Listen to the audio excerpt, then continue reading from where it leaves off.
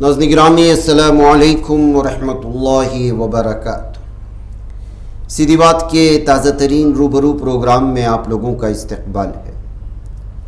ناظرین گرامی، میں انصار عزیز ندوی اس وقت آپ لوگوں کے سامنے ایک اہم ترین موضوع پر جو مجھ سے آپ سے سب سے جڑا ہوا ہے، طبی شعبہ، بلکہ ہر شخص سے جڑا ہوا ہے۔ بدلتے ایام کے ساتھ، گزرتے ایام کے ساتھ اس میں بہت ساری تبدیلیاں آ رہی ہیں، سوچ میں بھی تبدیلیاں آ رہی ہیں، اور بالخصوص مسلمانوں کا ایک بہت بڑا طبقہ جو اس سے آبادی کے حساب سے تو نہیں، لیکن یہ کہا جا سکتا ہے کہ دھیرے دھیرے یہاں پر بھی پوری طرح سے بڑھتا چلا جا رہا ہے۔ یہ دو سیکشن میں بٹا ہوا ہے، ایک فلاحی اعتبار سے بھی، خدمت کے جذبے سے بھی کیا جاتا ہے، اور بعض دفعہ ظاہر سی بات ہے کہ اس میں جو بھی جو ہے باقاعدہ تجارتی اعتبار سے بھی اس کو جو ہے لے جانے کی کوششیں ہوتی ہیں۔ ابھی حال ہی میں ہم نے ایک بہت ہی مشہور جو ہے ایشین ڈائگنوسٹک کے جو گزشتہ کئی سالوں سے خدمت انجام دے رہا ہے، انہی کی جانب سے، انہی کے مالکان کی جانب سے جو ہے بنگلور میں ایشین ہاسپٹل کا افتتاح عمل میں آیا تھا۔ انہی کے مینیجنگ ڈائریکٹر صاحب سے آج میں کچھ طبی شعبے کے سلسلے میں بات کرنے اور اس شعبے میں انہوں نے کتنی خدمات انجام دی ہیں اس سلسلے میں بات کرنے کے لیے اس وقت آیا ہوں۔ ڈاکٹر وسیم احمد صاحب اس وقت ہماری اسٹوڈیو میں موجود ہیں۔ آپ کا استقبال ہے ڈاکٹر صاحب، میں اس لیے کہ آپ کو خصوصی دعوت اس وجہ سے بھی کہ اس شعبے میں گفتگو کرنا بہت ضروری ہے جی، اور بالخصوص آپ تو بہت سالوں سے اس شعبے میں آگے بڑھ رہے ہیں، دوسروں کے لیے بھی کیا جو ہے رہنما افزا باتیں ہو سکتی ہیں۔ میں ساری چیزیں آپ سے پوچھوں گا۔ سب سے پہلے میں چاہتا ہوں کہ آپ اپنے بارے میں کچھ بتائیں تاکہ لوگوں کو پتہ چلے کہ آگے کی باتوں کا کیا وزن ہے۔ جی، میں ڈاکٹر وسیم احمد ہوں جی۔ میرا ویسے بنیادی تعلق میسور سے ہے، اچھا ہاں، اور وہیں پر میں نے تعلیم حاصل کی ہے، MBBS بھی اور پیتھولوجی میں پوسٹ گریجویشن بھی میسور میڈیکل کالج سے تعلیم حاصل کی ہے۔ اچھا، تو اس کے بعد ماشاءاللہ 1999 سے ہم نے ایشین ڈائگنوسٹک شروع کی، جس کا بھی آپ نے تذکرہ کیا، تو 26 سال ہو گئے ہم ایشین ڈائگنوسٹکس کے ذریعے سے ماشاءاللہ ڈائگنوسٹک کے خدمات انجام دے رہے ہیں۔ یہ پورے کرناٹک میں پھیلا ہوا ہے؟ اس کے 9 برانچز ہیں ایشین ڈائگنوسٹکس کے، بنگلور، میسور، ہاسن، ہسور وغیرہ، اور بلکہ پورے کرناٹک سے ہم سیمپلز کلیکٹ کرتے ہیں مختلف اسپتالوں سے اور مختلف ڈائگنوسٹک سینٹر سے، اور وہ یہاں پر اس کی تشخیص ہوتی ہے اور پورے صوبے میں الحمدللہ ہمارے رپورٹس جاتے ہیں۔ اچھا اچھا اچھا اچھا، آپ کا پورا خاندان اس شعبے، آپ کے والدین بھی شعبے سے جڑے ہوئے تھے اور خدمت خلق کے حساب سے بھی جو ہے ایک مشہور آپ کا خاندان مانا جاتا ہے، اس کی کیا تفصیلات ہیں؟ جی الحمدللہ، والد صاحب جو ہے ڈاکٹر تھے، اس وقت ڈاکٹر بنے جب ابھی آزادی نہیں ملی تھی۔ وہ میسور چامراج نگر میں پرائمری ہیلتھ سینٹر میں جاب کر رہے تھے آزادی سے پہلے۔ اچھا اچھا اچھا اچھا، پوری زندگی انہوں نے یہی خدمت کی۔ اچھا، کافی نیک بھی تھے اور بہت ہمدردی بھی تھی۔ اب الحمدللہ ان کے خاندان میں ان کے بچے اور گرینڈ چلڈرن میں الحمدللہ 24 ڈاکٹرز ہیں جو سب الحمدللہ خدمت میں لگے ہوئے ہیں۔ اکثر میسور میں ہیں اور باقی بنگلور میں اور دوسرے ممالک میں بھی ہیں، لیکن اکثر ہندوستان ہی میں مقیم ہیں۔ اچھا اچھا، سب خدمات کر رہے ہیں جی۔ یہ آپ کے خاندان کا برسوں سے آپ کا پورا جو ہے خاندان صحت کے شعبے سے جڑا ہوا ہے، جیسے کہ آپ نے کہا معاشرے کی خدمت بھی کر رہا ہے، لیکن ایک بات یہ ہے کہ آپ کی اس کے زیر انتظام آپ کے خاندان کے جو مختلف شعبے چل رہے ہیں، دیگر کام چل رہے ہیں، وہ اس کی کیا تفصیلات ہیں؟ سب سے پہلے ہمارا جو پروجیکٹ ہے وہ ایشین ڈائگنوسٹکس ہے، جو 1999 میں شروع ہوا، تقریباً 26 سال ہو گئے۔ پھر اس کے بعد 14 سال پہلے ہم نے میسور میں ایک اسپتال شروع کی الانصار ہاسپٹل کے نام سے. اس کے شروع ہوئے بھی تقریباً 14 سال ہو گئے الحمدللہ. اچھا ماشاء اللہ. وہ 35 بیڈ سے شروع ہوئی، اب الحمدللہ 100 بیڈس کی ہاسپٹل ہے، ملٹی اسپیشلٹی ہاسپٹل ہے. اکثر ہمارے گھرانے کے ڈاکٹرز وہیں خدمت انجام دے رہے ہیں. اچھا اچھا اچھا اچھا اچھا. پھر یہ جو تیسرا پروجیکٹ ہے وہ ایشین ہاسپٹل بنگلور میں، اسی نوعیت کا، جس نوعیت کے ساتھ میسور میں الانصار ہاسپٹل شروع کیے ہیں، اسی بنیادوں پر یہ ہاسپٹل بھی شروع کیے ہیں. ابھی آپ کا ایک ہاسپٹل تو چل رہا تھا، ابھی ایشین ہاسپٹل کو بنگلور میں لانے کا کیا مقصد ہے آپ کا؟ جی، چونکہ 26 سال سے ڈائگنوسٹک سروسز ہم دے رہے ہیں اور لوگوں کا کافی اعتماد بھی ہے ہمارے ساتھ، بلکہ ہماری کوالٹی جو ڈائگنوسٹکس میں ہے وہ کافی لوگ اسے سراہتے ہیں، ڈاکٹرز بھی سراہتے ہیں. میں آپ کو بتا دوں کہ الحمدللہ ایشین ڈائگنوسٹکس پورے ہندوستان میں پہلی مسلمانوں کی ڈائگنوسٹک سینٹر ہے جسے NABL اکریڈیشن ملا ہے. NABL اکریڈیشن جو ہے وہ ہائیسٹ اسٹینڈرڈ جی، اس کے جو کوالٹی کا ہائیسٹ اسٹینڈرڈ کی سرٹیفکیٹ ہے. اچھا اچھا. اس میں کافی لمبے پروسیس ہوتے ہیں، جو پروسیجرز ہوتے ہیں کوالٹی کے وہ امپلیمنٹ کرنا پڑتا ہے. اور یہ انڈیپینڈنٹ گورنمنٹ باڈی ہے NABL، وہ ہر سال معائنہ کرتے ہیں. 5 ڈاکٹرز آ کے ہر سال 2 دن رہ کر پورا معائنہ کرتے ہیں کہ ہمارے ڈائگنوسٹک پروسیجرز کیسے ہیں، کیا ہم کوالٹی پروسیجرز مینیج کر رہے ہیں، امپلیمنٹ کر رہے ہیں، اور پھر پورے سال بھر کے ڈاکومنٹس دیکھتے ہیں، پھر وہ سرٹیفکیٹ ملتی ہے. الحمدللہ 2012 میں ہمیں یہ سرٹیفکیٹ ملی اور ہماری پہلی ڈائگنوسٹک سینٹر ہے پورے ملک میں جسے مسلمانوں کی جسے یہ سرٹیفکیٹ ملا ہے. اور ماشاءاللہ لاکھوں مریض ہمارے ہاں آئے ہیں اور ہمارے لیبریٹری سے ٹیسٹ کروائے ہیں.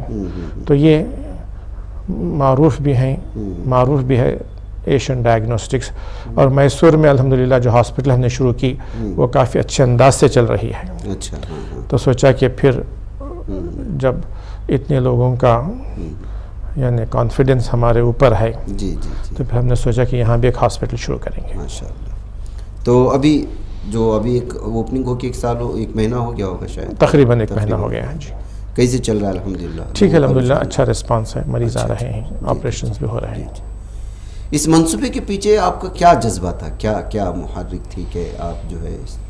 جی، شروع ہی سے ہمارا یہ خیال تھا کہ ماشاءاللہ اتنے ڈاکٹرز ہمارے خاندان میں ہیں، تو ایک یہ ہے کہ ہم کہیں بھی جا کر نوکری کریں اور اپنی روٹی روزی کا انتظام کر لیں. یہ بھی ہو سکتا ہے، بہت آسان ہے، لیکن یہ بھی ہو سکتا ہے بلکہ اچھا ہے کہ ہمارے ہنر کو ہم ایسے استعمال کریں جس سے ہماری روزی روٹی کا مسئلہ بھی کچھ حد تک حل ہو جائے، لیکن اس سے انسانیت کو نفع پہنچے. تو اس لیے ہم نے سوچا کہ کچھ انسٹیٹیوشنز بنائیں گے جس سے جو ہے ایک تو ہمارا پروفیشن بھی چلے گا، وہی ہمارا پروفیشن ہے، میڈیکل ہی ہمارا پروفیشن ہے. اس کے علاوہ صحیح انداز سے لوگوں کی خدمت بھی ہوگی، علاج بھی ہوگا. اور پھر الحمدللہ انسٹیٹیوشنز قائم کرنے کی وجہ سے بہت سے لوگوں کو ذریعہ معاش بھی ملے گا. الحمدللہ ہمارے جتنے کمپنیز ہیں، جتنے انسٹیٹیوشنز ہیں، اس میں تقریباً 500 لوگ کام کر رہے ہیں. ماشاءاللہ، سب جگہ پر. تو یہ تینوں چیزیں ساتھ ہو جاتے ہیں، خدمت بھی ہو جاتی ہے، لوگوں کو ذریعہ معاش بھی ملتا ہے، اور ہمارا پروفیشن بھی چلتا ہے الحمدللہ. یہ جو ایشین ہاسپٹل کے لیے جو اپنا طویل مدتی ویژن جو تیار کیا ہے آپ نے، اور آگے جا کر کے جو ہے اپنی برادری میں صحت کے شعبے کا مستقبل آپ کس طرح دیکھ سکتے ہیں؟ ویژن یہ ہے کہ ہم کوالٹی میڈیکل سروس سب کو دینا چاہتے ہیں. اس وقت تین شعبوں میں مریض بٹے ہوئے ہیں. یوں کہیے کہ 3 گروپس ہیں مریضوں کے. ایک جو مالدار طبقہ ہے وہ کارپوریٹ ہاسپٹلس کو جاتا ہے. ہاسپٹلس اچھے بھی ہوتے ہیں، سروس بھی اچھی ہوتی ہے، ٹریٹمنٹ بھی اچھا ہوتا ہے، لیکن سب وہ خرچ برداشت نہیں کر پاتے، افورڈیبلٹی سب کے پاس نہیں ہوتی. تو 10% یا 15% ایسے لوگ ہوں گے معاشرے میں جو کارپوریٹ ہاسپٹل کے مہنگے علاج کو برداشت کر سکتے ہیں، وہ تو وہاں چلے جائیں گے. پھر ایک طبقہ ایسا ہے جو بالکل ہی ایفورڈ نہیں کر سکتے میڈیکل ٹریٹمنٹ کے لیے، جو بہت ہی کم انکم والے ہیں. ان کے پاس تو کوئی علاج کے لیے پیسے نہیں ہوتے. ان کے لیے ایک ہی آپشن ہے کہ وہ گورنمنٹ ہاسپٹلز جاتے ہیں. BPL کارڈ ہوتا ہے تو مفت علاج ہوتا ہے. بہت سے گورنمنٹ انسٹیٹیوشن اچھے بھی ہیں ماشاءاللہ بنگلور میں, جیسے جے دیوا ہے, نمہینس ہے, نیفرولوجی کے لیے وکٹوریا ہاسپٹل کے کیمپس میں ایک ہاسپٹل ہے. یہ اچھے ہاسپٹلس ہیں, لیکن وہاں بھیڑ بہت زیادہ ہوتی ہے, اور وہاں پر بہت سے لوگ جا کے جو استطاعت والے نہیں ہوتے, زیادہ خرچ نہیں کر پاتے, وہاں سے علاج کراتے ہیں.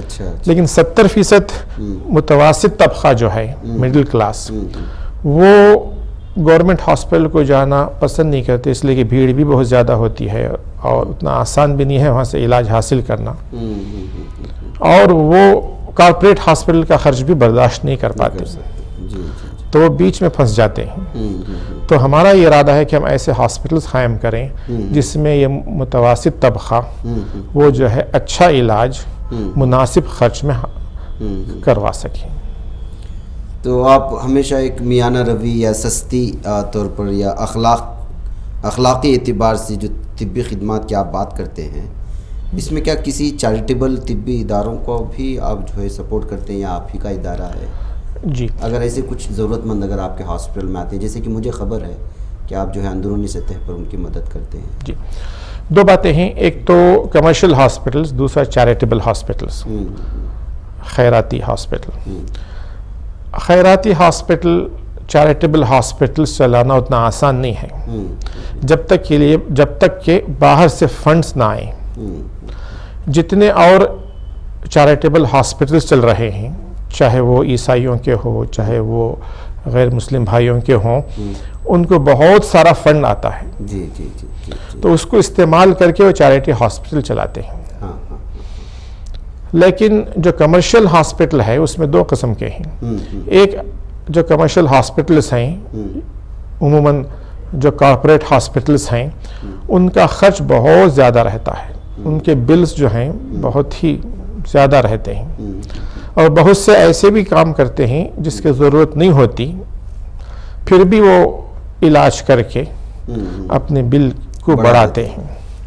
کسی آدمی کو لے جائیں ہاسپٹل میں, اس کا انتقال ہو گیا جاتے ہی 5-10 منٹ میں, پھر بھی 5-6 گھنٹے علاج کر کے 50,000 1 لاکھ کی, جی 50,000 1 لاکھ کی بل بننے کے بعد بتاتے ہیں کہ انتقال ہو گیا ہے. تو اندر جانے کے بعد کوئی باہر آنے سے پہلے 50-60 ہزار روپے کی بل بناتے ہیں, تاکہ ان کا خرچ بھی رہتا ہے, انویسٹمنٹ بھی رہتا ہے, وہ پیسے کمانے کے لیے بیٹھے ہیں. یہ کمرشل ہاسپٹلس ہیں. ہم جو ہاسپٹل بنا رہے ہیں, سر ایسے ہی ہو رہا ہے ہاسپٹلس میں, بہت زیادہ ہو رہا ہے, بہت زیادہ ہو رہا ہے. جی, میں ہاسپٹل کا نام نہیں لینا چاہتا, وہاں میرا بیٹا کام کر رہا تھا, صرف بخار کے ساتھ. لڑکا بھی ڈاکٹر ہے نا؟ میرا لڑکا بھی ڈاکٹر ہے, وہ کام کر رہا تھا. تو صرف بخار کے پیشنٹ کو فوراً جو انویسٹیگیشنز لکھتے ہیں وہ 12-14 ہزار روپے کا ہوتا ہے. جن لوگوں کے پاس انشورنس ہوتا ہے وہ خوشی خوشی کروا لیتے ہیں, اور جو بہت مالدار ہیں وہ بھی کروا لیتے ہیں. ایسے ٹیسٹ جیسے فلو ہے, فلو کا تو ایک ہی علاج ہے, لیکن وہاں جانے کے بعد فلو کا پورا پینل کرواتے ہیں کہ کون سے وائرس سے فلو آیا. معلوم کرنے کے بعد بھی علاج میں کچھ فرق نہیں ہوتا, لیکن بل بہت بڑھ جاتی ہے. تو یہ کمرشل ہاسپٹلس ہیں. ہمارا ارادہ ہے کہ ہم جو ہے کوالٹی سروس دیں, مفت میں نہیں لیکن مناسب قیمت میں, کہ کوئی ایتھیکل پریکٹس, کہ کوئی ایک ٹیسٹ بھی ہے, ایک دوائی بھی ہے, ایک پروسیجر بھی بلا ضرورت ہم نہیں کریں گے, اور اتنی ہی فیس رکھیں گے جس سے تھوڑا بہت منافع ہاسپٹل کو ہو جائے. جی جی کہیے, کنٹینیو کیجیے. چیریٹیبل ہاسپٹلس بنانے کے لیے اس کے لیے پوری قوم کو متوجہ ہونا پڑے گا, اور کچھ ایسا نظام بنانا پڑے گا جس کے ذریعے سے ہاسپٹلس کو فنڈنگ ملے. جی جی, بغیر فنڈز کے کوئی یہ کہے کہ میں بغیر منافع کے, نو لاس نو پروفٹ پہ ہاسپٹل چلاؤں گا, تب بھی وہ صرف 10% ہمارے ہاسپٹل کے حساب سے اس طرح ہاسپٹل چلائیں گے بغیر ایکسپلائٹیشن کے, بغیر منافع کے چلانا چاہیں تب بھی وہ 10% سے زیادہ ڈسکاؤنٹ نہیں دے سکتے, اس لیے کہ ہماری جو ہاسپٹل ہے الانصار ہاسپٹل وہ اچھا چلنے کے بعد پروفٹ مارجن جو ہے وہ 10% ہے. تو پروفٹ اچھا اگر مریض کم آئے تو پھر پروفٹ ہی نہیں ہوتا. تو 10% منافع ملتا ہے. کوئی چاہے کہ مفت میں کریں، مفت میں نہیں، بغیر کوئی منافع کے کریں، نو لاس نو پروفٹ پہ، تو 10% کم کر سکتے ہیں. جو آپریشن 1 لاکھ میں ہو سکتا ہے، کوئی چیریٹیبل انسٹیٹیوشن کھول کے بغیر نقصان کے، یعنی نو لاس نو پروفٹ میں اگر کرنا چاہیں تو 1 لاکھ میں جو ہمارے ہاسپٹل میں سرجری ہوتی ہے وہ 90,000 میں کر سکتے ہیں. 10,000 ڈسکاؤنٹ. جی ہاں، وہی 1 لاکھ کی سرجری جو کارپوریٹ ہاسپٹلس میں ہی وہ 3-4 لاکھ میں ہوتی ہے.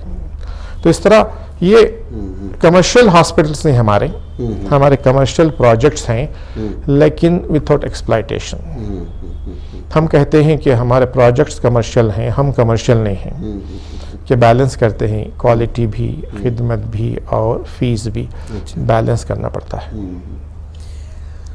بھارت میں مسلمانوں کی بہت بڑی مسلم آبادی ہے، آپ جانتے ہیں. اس کے باوجود بھی طبی شعبے میں بہت کم جو ہے لوگوں کا رجحان ہے، یا ہاسپٹلز بہت کم ہے. اس میں آپ کہاں کمی محسوس کرتے ہیں؟ جی، اس کی بڑی وجہ یہ ہے کہ ہاسپٹلز، 2 چیزیں بہت ضروری ہیں امت کے لیے. ایک ہاسپٹلز، دوسرا اسکولز. لیکن بدقسمتی یہ ہے کہ ہاسپٹلز اور اسکول میں پیسے لگانے کو اکثر مسلمانوں نے دین ہی نہیں سمجھا ہے. سب پیسے جو بھی ثواب کے لیے پیسے لگاتے ہیں وہ مساجد میں، مدارس میں، اس پہ پیسے لگاتے ہیں مسلمان. اچھی بات ہے، لیکن اس کی وجہ سے کیا ہوا کہ ماشاءاللہ ملک میں بے حساب شاندار مساجدیں ہیں، شاندار مکاتب ہیں، شاندار مدارس ہیں، اس لیے کہ مسلمان ثواب کی نیت سے اس پہ پیسہ لگا رہے ہیں. اسی سے جڑا ہوا ہے، سمجھ رہے ہیں. جی جی. اور یہ خدمت خلق ہے، سمجھانا پڑے گا. جی، تو ہاسپٹل پہ پیسے لگانے کو کوئی ثواب کی چیز ہی نہیں سمجھتے. اسکول بنانے کو کوئی ثواب کی چیز نہیں سمجھتے. بیمار ہے کوئی، اگر کچھ پوچھ لیا، کچھ زکوٰۃ کا پیسہ دے دیا، جی ختم ہو گیا. وقتی طور پر کسی مریض کی مدد کر دیتے ہیں. لیکن جس طرح مساجد پر پیسے لگاتے ہیں اور شاندار مساجدیں بن رہی ہیں، جی لانگ ٹرم پلان نہیں ہے، اس کی ضرورت ہی نہیں سمجھی. ایسے ثواب کی چیز ہی نہیں سمجھا کہ ہاسپٹل پہ پیسے لگانا. حالانکہ امت کی ضرورت ہے اور ضرورت کو پورا کرنے پر ثواب بھی ملے گا، بلکہ خدمت خلق بہت بڑا شعبہ ہے. اور مریض کی عیادت پر کتنا زیادہ ثواب ہے، اور مریض کی علاج کے لیے انتظام کرنے پر کتنا ثواب ملے گا. میں ایک جلسے میں بات کر رہا تھا، میں نے یہی کہا کہ مسجد اور مدارس میں پیسے لگانے پر جتنا ثواب ملے گا، اسی طرح اسپتال اور اسکولز میں پیسے لگا کر مسلمانوں کے اسپتال بنانے میں اور ایجوکیشنل انسٹیٹیوشنز بنانے میں اتنا ہی ثواب ملے گا. تو ایک مولوی صاحب بیٹھے تھے، انہوں نے مجھے ٹوکا. میں نے سوچا کہ شاید وہ میری بات سے اختلاف کر رہے ہوں گے. انہوں نے کہا کہ ڈاکٹر صاحب اس سے زیادہ ثواب ملے گا. اس لیے کہ اس وقت اسکولز اور ہاسپٹلز کی مسلمانوں کو بہت ضرورت ہے. یہ دونوں شعبوں میں ہم دوسروں کے اوپر ڈیپینڈنٹ ہو گئے ہیں. اچھے اسکول کو بھیجنا ہے بچوں کو تو غیروں کے اسکولز ہیں، اچھے اسپتال کو جانا ہے تو غیروں کے ہاسپٹلز ہیں. تو اس میں جی جی تو یہ بدلنا ہے.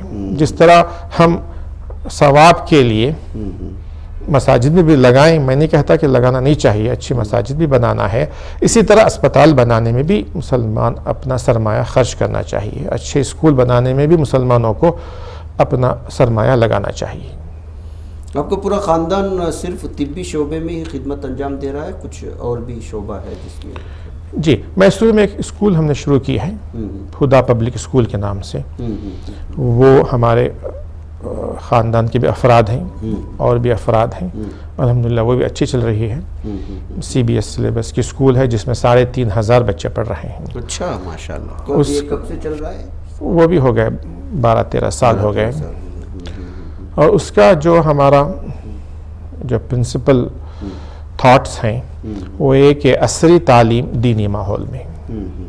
تو وہاں پر جو ہے عصری تعلیم کے ساتھ دینی ماحول کا بھی انتظام کیا گیا ہے اور دینیات کی تعلیم کا بھی انتظام کیا گیا ہے. ہر کلاس میں پہلا جو گھنٹہ ہوتا ہے وہ دینیات کا ہوتا ہے. اچھا. اور تقریباً 25 کے قریب علماء اس میں اپوائنٹڈ ہیں جو دینیات کے شعبے کو چلاتے ہیں. حفظ کا بھی شعبہ ہے، بہت سے بچوں نے حفظ بھی پورا کیا ہے. چند مہینے پہلے حفظ کے جو طلبہ فارغ ہوئے تھے ان کی دستار بندی ہوئی. 27 بچوں کی دستار بندی ہوئی جو اسکول کے ساتھ حفظ کیے ہیں اس خدا پبلک اسکول میں اپنی پڑھائی کے ساتھ. آپ کے اسکول کو آنا پڑے گا، پھر دیکھنا پڑے گا. ضرور تشریف لائیں، ضرور تشریف لائیں. انشاءاللہ. اچھا، تو آپ اسکول کے میدان میں بھی آپ کا جو ہے خاندان خدمت انجام دے رہا ہے. جی الحمدللہ. طبی میڈیکل کا جو شعبہ ہے یہ بڑا چیلنجز بھرا ہے. ظاہر سی بات ہے. اب تو ٹھیک ہے، آپ 26 سال ہو گئے، آپ نے ایک نام کیا.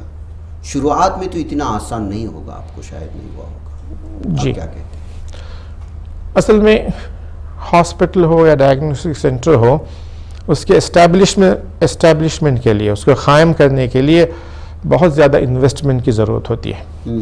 پہلے بیماری بھی سیدھی سادی تھی، ڈاکٹر بھی سیدھے سادے تھے، علاج بھی سیدھا سادہ تھا. اب وہ بات نہیں رہی. اب تشخیص ہی میں مریض کے بھی بہت زیادہ خرچ ہوتا ہے، لیکن ان مشنریز کے لیے، ایکوپمنٹس کے لیے لاکھوں نہیں کروڑوں روپے خرچ ہوتے ہیں. ایک MRI کے لیے منیمم 6 سے 7 کروڑ روپے کا انویسٹمنٹ ہوتا ہے. MRI کا کیا مطلب ہوتا ہے، یہ مجھے سمجھائیے آپ. جو CT اسکین MRI کرتے ہیں، امیجنگ ٹیکنالوجی، جو کچھ ٹیومرز ہیں، جی جو ٹیومرز ہیں یا ایسے چیزیں ہیں جس کی اسکیننگ ہوتی ہے، وہ ایک مشین ہوتی ہے جسے MRI کہتے ہیں، وہ میگنیٹک پاور سے چلتی ہے. تو اس کی مشین کی قیمت ہی 6-7 لاکھ روپے منیمم ہے. 12, 14, 18 لاکھ کی بھی ملتی ہے. کروڑ. 6-7 کروڑ روپے. اچھا. سب سے 6-7 کروڑ روپے خرچ کر کے مشین ابھی ہم نے نہیں ڈالا ہے، وہ اسے ڈالنا پڑتا ہے. اور وہ مشین کبھی آف نہیں کر سکتے.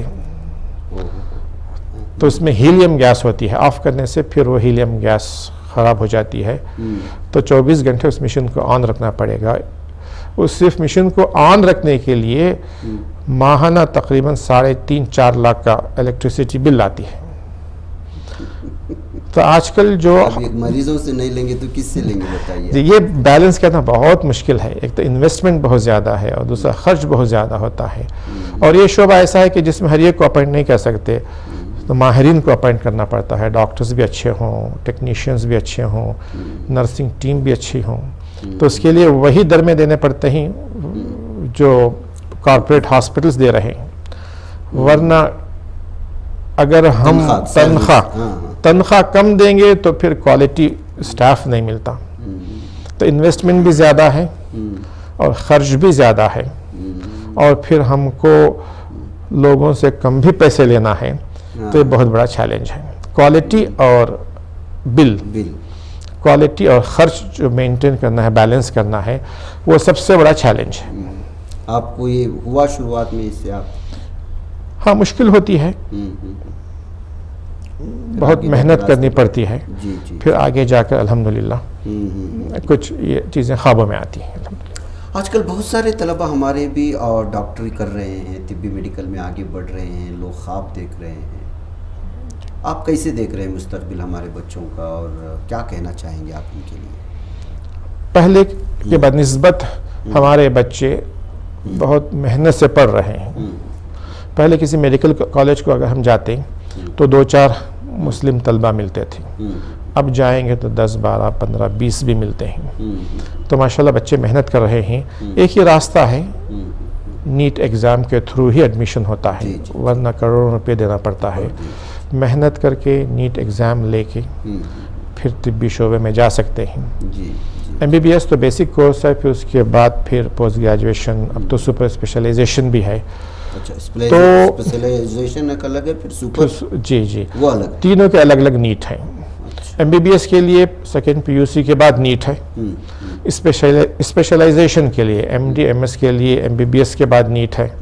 سپر اسپیشلائزیشن کے لیے MD یا MS کرنے کے بعد نیٹ ہے. وہ بچے جو محنت کرنے کے لیے تیار ہیں. آسان راستہ نہیں ہے یہ. میڈیکل کر کے اچھے ڈاکٹر بننا آسان راستہ نہیں ہے، لیکن ناممکن بھی نہیں ہے. جو ہمت سے پڑھ سکتے ہیں وہ ضرور اس شعبے میں جانا چاہیے. اس شعبے میں الحمدللہ سب سے بڑی بات یہ ہے کہ صرف اپنی روزگار نہیں ہے، ایک اچھی خدمت بھی ہو سکتی ہے، امت کی ایک ضرورت بھی پوری ہو سکتی ہے، اور شہرت بھی ہے، عزت بھی ہے، لیکن محنت کرنی پڑتی ہے، محنت کرنی پڑتی ہے۔ یہ آئی جب سے آیا ہے یہ ہر شعبے کو جو ہے وہ نگل رہا ہے، کہیں ایک چیلنج کے روپ میں دیکھا جا رہا ہے یہ آئی کو اس وقت انسانیت کے لیے، انسانوں کے لیے۔ وہ جس زنجیر سے جڑے تھے وہ زنجیر ٹوٹتی ہوئی نظر آ رہی ہے۔ ایسے میں طبی شعبہ کیا یہ آئی سے متاثر ہوا، یا پھر اگلے 10-20 سالوں میں آپ کہاں دیکھتے ہیں طبی شعبے کو یہ آئی کے زمانے میں؟ جی، اے آئی کی وجہ سے، آرٹیفیشل انٹیلیجنس کی وجہ سے طبی شعبے کو نفع پہنچا ہے۔ اچھا، ہاں ہاں، اس سے بہت سی چیزیں آسان ہو گئیں، خصوصیت کے ساتھ ڈائگنوسس آسان ہو گیا، فوراً ریفر کرنے کے لیے یہ مریض کو کیا تکلیف ہے، اس کے سمٹمز، اس کے فائنڈنگز اور اس کے انویسٹیگیشنز کے ذریعے اے آئی بتا دیتا ہے کہ کیا بیماری ہے، علاج بھی بتا سکتا ہے۔ تو اس سے آسانی ہوئی ہے، لیکن دوسرے شعبوں کی طرح آگے چل کر اے آئی جو ہے ڈاکٹروں کو ریپلیس نہیں کر پائے گا، اس لیے کہ ڈاکٹرز کو مریض کا علاج کرنا ہے، رپورٹس کا علاج نہیں ہونا ہے۔ رپورٹس دیکھ کے جو علاج کریں گے اس میں، اور مریض کو دیکھ کر اس کی تکلیف کو، اس کو چھو کر محسوس کر کے جو علاج کرتے ہیں، جو ڈائگنوسس ہوتا ہے، وہ اے آئی نہیں کر پاتا۔ اتنا تو کہہ سکتے ہیں کہ ڈاکٹروں کو اے آئی سیکھنا پڑے گا، تب جا کے وہ اچھا ان کے لیے زیادہ فائدہ مند ہوگا۔ وہ احساس بھی کر سکتے ہیں اور اس کی رپورٹ بھی لے سکتے ہیں، اور کر کے اس کا علاج صحیح کر سکتے ہیں۔ اچھے ڈاکٹر بن سکتے ہیں اور زیادہ مؤثر ڈاکٹر بن سکتے ہیں اگر ڈاکٹرز اے آئی سیکھیں گے۔ اگر اے آئی نہیں سیکھیں گے ڈاکٹرز تو اے آئی ڈاکٹرز کو ریپلیس نہیں کرے گا، لیکن اے آئی جاننے والے ڈاکٹرز جو ڈاکٹرز اے آئی نہیں جانتے ان کو ریپلیس کر دیں گے، وہ آگے بڑھتے چلے جائیں۔ تو آگے جو ہے ڈاکٹرز کو بھی اے آئی سیکھنا پڑے گا، اس کو استعمال کرنا پڑے گا، پھر وہ اچھے مؤثر ڈاکٹر بن سکتے ہیں۔ لیکن اے آئی کی وجہ سے ڈاکٹر جو ہے بیکار نہیں ہوں گے، چاہے وہ علاج تو ان کو ہی علاج تو ان کو ہی کرنا ہے، سرجریز تو ان کو ہی کرنا ہے، ڈائگنوسس تو ان کو ہی کرنا ہے۔ اے آئی کی مدد سے تھوڑا اچھا کر سکتے ہیں، نئے انداز میں کر سکتے ہیں۔ آپ ڈاکٹری سے ہیں، ظاہر سی بات ہے آپ مریضوں کا علاج بھی کرتے ہوں گے۔ صحت کا شعبہ ایسا ہے کہ یہ بہت لمبا شعبہ ہے، ظاہر سی بات اللہ تعالیٰ نے انسان کو بنایا ہی ہے، اس کے اندر اتنے پرزے رکھا ہے کہ ایک ایک پرزے کو بھی جان لینا جو ہے وہ ایک لمبی تفصیلات ہے۔ آپ کہاں محسوس کرتے ہیں کہ انسان آج جو ہے بہت زیادہ صحت کی خرابی کی شکایت کرتا ہے، کہاں وہ غلطیاں کر رہا ہے، اس کو کیا کرنا چاہیے؟ ایک صحت بخش کیا چیزیں آپ کے پاس ہیں آپ کے تجربے کے حساب سے؟ اس وقت میڈیکل کی ہر چیز اچھی ہو رہی ہے، تشخیص بھی اچھی ہو گئی، انویسٹیگیشن پروسیجرز اچھے ہو گئے ہیں، ڈائگنوسس آسانی سے ہو جاتا ہے، اسپتال بھی اچھے ہیں، دوائیاں بھی اچھے ہیں، اور پروسیجرز بھی اچھے ہیں، آپریشنز بھی اچھے ہو رہے ہیں، روبوٹک سرجری آ گئی ہے، اور اسپیشلسٹ بھی پہلے ایک ڈاکٹر سر سے لے کر پیر تک علاج کرتا تھا، اب ہر عضو کے لیے الگ الگ ڈاکٹر ہیں، بلکہ ایک ایک عضو کے لیے 2-3 ڈاکٹرز ہیں۔ گردے کے لیے نیفرولوجسٹ بھی ہے، یورولوجسٹ بھی ہے۔ نیفرولوجسٹ وہ گردے کا جو گوشت ہوتا ہے اس کا ماہر ہے، یورولوجسٹ جو ہے گردے میں پیشاب بہنے کے جو نالیاں ہیں اس کا ماہر ہے۔ دماغ کے لیے نیورو سرجن بھی ہے، نیورو فزیشین بھی ہے، سائیکیٹرسٹ بھی ہے، سائیکالوجسٹ بھی ہے، سب دماغ پر ہی کام کرتے ہیں۔ تو سب چیزیں اچھی ہو گئی، لیکن اس کی وجہ سے بیماریاں دور نہیں ہوئی، یعنی یوں کہیے کہ بیماریاں کم نہیں ہوئی بلکہ بیماریاں اور بڑھ گئی ہیں۔ جیسے جیسے طبی نظام اچھا ہو رہا ہے بیماریاں ختم نہیں ہو رہی ہیں، بیماریاں بڑھ رہی ہیں۔ اس کا بہت بڑی وجہ وہ لائف سٹائل ہے کہ 3 غلطیاں اس وقت ہو رہی ہیں جس کی وجہ سے بیماریاں بڑھ رہی ہیں۔ ایک، کھانے میں لوگ بہت ہی بے احتیاطی کرتے ہیں۔ دوسرا، جنک فوڈ کے عادی بن چکے ہیں، جنک فوڈ کے عادی بن گئے ہیں، شوگر کنزمپشن بہت زیادہ ہے، کاربوہائیڈریٹ جسے کہتے ہیں، میدا ہے، بیکری آئٹمس ہیں، اور ریفائنڈ آئل ہے، اور جو ڈالڈا ہے. تو فوڈ جو ہے وہ بہت بگڑ گیا ہے. دوسرا فزیکل ایکٹیویٹیز، جسمانی ورزش بہت کم ہو گئی ہے. پہلے لوگ چل کے جاتے تھے، سائیکل پہ جاتے تھے. اب ہم حساب لگا کر دیکھیں، صبح سے شام تک لوگ بیٹھے رہتے ہیں، آفس میں یا کار میں یا گھر میں. تو یہ دو بہت بڑے وجوہات ہیں جس کی وجہ سے وزن بڑھے گا تو پھر ڈائبٹیس آئے گا، ہائپر ٹینشن آئے گا. ڈائبٹیس، ہائپر ٹینشن یہ دو بڑے وجوہات ہیں مختلف بیماریوں کے لیے. ہارٹ کے جو پرابلمس ہوتے ہیں وہ ڈائبٹیس سے اور ہائپر ٹینشن سے ہوتے ہیں. آنکھوں کے پرابلمس، ہر پورے یہ ڈائبٹیس جو ہے شروع میں محسوس نہیں ہوتا کہ کتنا نقصان پہنچا رہا ہے، لیکن دماغ کی طرح جسم کے ہر عضو کو کھاتا ہے، اسے کمزور کر دیتا ہے. اور پھر جب یہ عضو فیل ہو جائیں گے یہ irreversible ہوتا ہے ڈائبٹیس کی وجہ سے. آپ جا کر دیکھیں لاکھوں مریض بنگلور میں ڈائلیسس پہ ہیں، اس میں 80% سے زیادہ ڈائبٹیس کی وجہ سے. ڈائبٹیس بڑھ رہا ہے، بہت سے وجوہات ہیں. ایک وجہ یہ بھی ہے کہ جو ہے غذا ٹھیک نہیں ہے اور فزیکل ایکٹیویٹی نہیں ہے، جس کی وجہ سے وزن بھی بڑھتا ہے. تو اچھی صحت کے لیے اچھی غذا اور دوڑ دھوپ، ایکسرسائز. اور پھر تیسری جو بڑی وجہ ہے جس سے بہت طبیعت خراب ہو رہی ہے وہ یہ کہ دن میں سونا اور راتوں کو جاگنا. یہ پورا ردم جو ہے باڈی کا خراب کر دیتا ہے. اللہ نے رات کو آرام کے لیے بنایا ہے. ایک ہارمون سائیکل ہوتا ہے، رات میں الگ دن میں الگ. تو یہ پورا ڈسٹرب ہو جاتا ہے. تو اب جو ہے رات میں بہت دیر سے سوتے ہیں اور دن میں بہت دیر تک سوتے رہتے ہیں. تو یہ لائف اسٹائل چینج، صحیح کھانا، ایکسرسائز اور راتوں کو اچھی نیند، اس سے صحت میں بہت فرق پڑے گا. جو صحیح کھانا کھاتے ہیں اور دن میں کم سے کم 45 منٹ 1 گھنٹہ ایکسرسائز کرتے ہیں، رات کو اچھی 7 گھنٹے کی نیند پوری ہوتی ہے، ان کی صحت بہت اچھی رہتی ہے بالمقابل ان لوگوں کے جو کھانے پینے میں بے احتیاطی کر رہے ہیں اور کوئی فزیکل ایکٹیویٹی نہیں ہے اور راتوں کو جاگتے ہیں. اس سے بہت فرق پڑتا ہے. اور کھانے پینے میں بہت زیادہ کسی کو بیمار ہونا ہے تو وہ جو ہے اسپتال جانے کا شوق رکھتے ہیں، تو ان کو چاہیے کہ ہوٹلز میں کھانا کھائیں. اتنا جو ہوٹلز میں ملتا ہے وہ صرف اچھا ٹیسٹی بنا کر بل بھی زیادہ ہے، بیماری بھی زیادہ ہے، بیچنا چاہتے ہیں، اور اس سے بہت صحت کو فرق پڑ رہا ہے. اس لیے کہ وہ جو چیزیں استعمال کرتے ہیں، میدا، آئل، یہی مین انگریڈینٹس ہیں ان کے. وہ ایسی کوالٹی کا فوڈ نہیں بناتے جس سے صحت اچھی ہوتی ہے.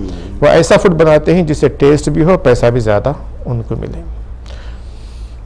یہ ٹھیک ہے، بہت سارے سوالات تو آپ کے سامنے آئے، بہت ساری چیزیں. ایک آخر میں آپ سے سوال یہ ہے کہ جو لوگ طبی شعبے میں آگے بڑھنا چاہتے ہیں، صحت کو لے کر کے بڑے فکر مند ہیں، ان کے لیے آپ کیا پیغام دینا چاہتے ہیں آخر میں؟ جو طبی شعبہ میں داخل ہونا چاہتے ہیں، جی، یہ جتنے بھی ہمارے ینگسٹرز ہیں ابھی پڑھ رہے ہیں، ان کے لیے طبی شعبہ بہت اچھا آپشن ہے. یہ طبی شعبہ کبھی بھی آگے جا کر وہ بیکار نہیں ہوتا. بہت سے انجینئرنگ کے بہت سے ایسے ڈپارٹمنٹس ہیں جو اب وہ پہلے بہت ڈیمانڈ تھا، اب ڈیمانڈ کم ہو گیا ہے. طبی شعبہ ایسا نہیں ہے. پاپولیشن بڑھ رہا ہے، بیماریاں بڑھ رہی ہیں، خدمت کا بہت اچھا موقع ملتا ہے. لیکن میں نے کہا کہ جو بھی نیت کریں کہ مجھے ڈاکٹر بننا ہے، یا پیرامیڈیکل کورسز بھی کر سکتے ہیں، نرسنگ کورس کا بہت ڈیمانڈ ہے، اور BSc ان پیرامیڈیکل وہ بھی کر سکتے ہیں. لیکن اس کے لیے پہلے سے محنت کرنے کے لیے تیار رہنا پڑتا ہے. ڈاکٹر بن کے لوگوں کی خدمت کرنا آسان نہیں ہے. BE کرنے کے بعد انجینئرز بہت جلدی سیٹل بھی ہو جاتے ہیں، ان کی تنخواہ بھی شروع ہو جاتی ہے. اچھے ڈاکٹر بنتے بنتے آدھی عمر نکل جاتی ہے، تب جا کے اچھے ڈاکٹر بنتے ہیں. پھر بہت سالوں کے بعد وہ مشہور ہوتے ہیں.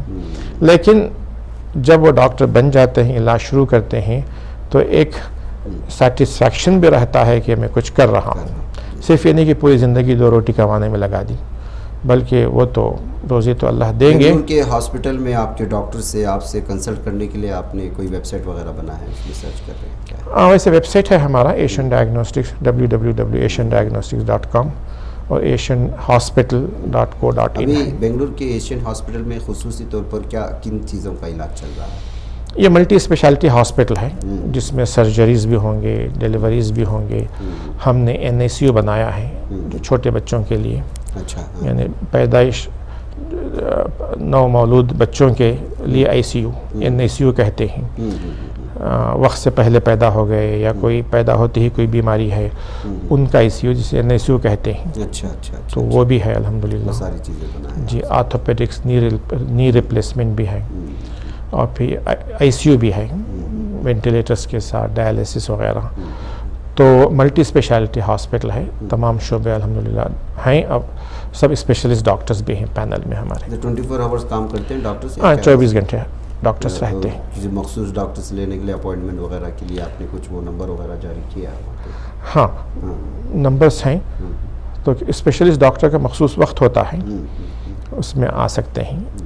صبح 10 بجے سے رات 8 بجے تک یہ اسپیشلسٹ ڈاکٹرس رہتے ہیں، پھر رات میں ان پیشنٹس کے لیے اور ایمرجنسی کے لیے بھی آن کال وہ ڈاکٹرس آتے ہیں۔ راؤنڈ دا کلاک ڈاکٹرس تو رہتے ہیں ہاسپٹل۔